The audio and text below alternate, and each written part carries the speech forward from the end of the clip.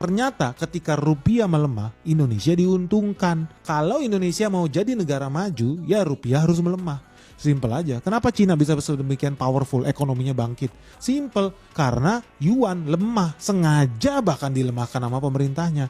Kenapa sengaja dilemahkan? Supaya barang-barang made in China harganya lebih murah. Kompor made in China lebih murah dibanding kompor made in Amerika Serikat. Sehingga makin banyak orang-orang Amerika Serikat yang kalau belanja kompor, gelas, sendok, baju, celana ke Cina. Karena mata uangnya sengaja dilemahkan. Jadi kalau lu berpikir waras, lu pengen negara lu maju, mau gak mau apa? Kita bahkan wajib melemahkan mata uang kita sendiri.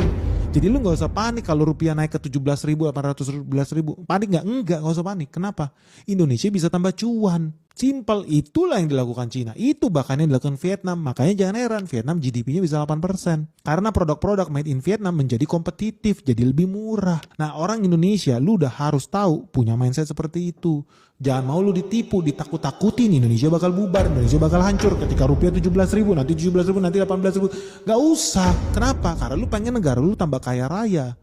Ini penting buat kita pahamin supaya lu gak gampang panik. Tapi kalau lu pengusaha, lu orientasi ekspor, lu pasti paham apa yang gue bilang. Ini pembahasan yang menarik sekali karena beberapa hari yang lalu gue lihat di TikTok serentak orang bikin video yang menyatakan bahwa melemahnya mata uang rupiah itu adalah hal yang baik yang akan memajukan industri kita, ekonomi kita, dan membuat kita menjadi negara maju.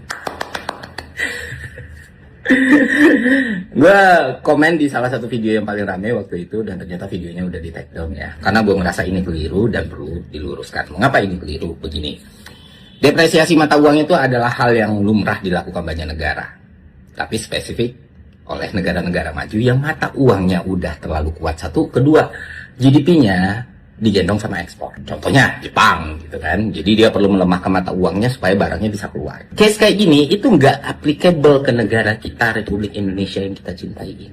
Kenapa demikian? Pertama, mata uang kita nggak perlu dilemahkan lagi. Udah lemah dari awal gitu. Nggak ada urgensinya melemahkan lagi mata uang kita. Kecuali dia terlalu kuat, makanya perlu dilemahkan. Kedua, kita bukan negara yang GDP-nya dikatrol atau digendong atau digerek oleh ekspor. Dan kalau kalian lihat data terbaru, pertumbuhan ekspor kita itu kecil, 0,90. Pertumbuhan impor kita itu 7%. Kalau kita lihat transaksi perdagangan cuma 0,3. Impor kita itu 10% lebih. Dan itu faktanya teman-teman. Bahkan korek api, lu tahu nggak korek api kayu yang biasa digunakan orang-orang itu masih kita impor dari Ceko sana.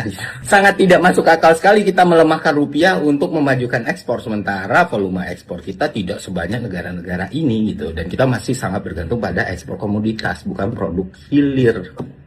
Yang mana itu jadi salah satu problem di negara kita. Ada juga